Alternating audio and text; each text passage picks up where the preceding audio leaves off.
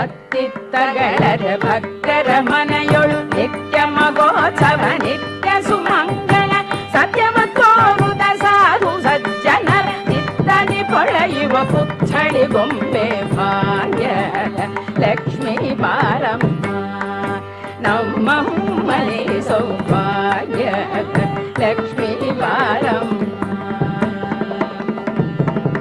ಶಂಖೆ ಇಲ್ಲದ ಭಾಗ್ಯವ ಕೊಟ್ಟು ಕಂಕಣ ಕೈಯ ತಿರುಗುದ ಬಾರೆ ಕುಂಕುಮಾಂಕಿತ ಪಂಕಜ ಲೋಚನೆ ವೆಂಕಟರಮಣನ ಪಿಂಗದ ರಾಣಿ ಭಾಗ್ಯ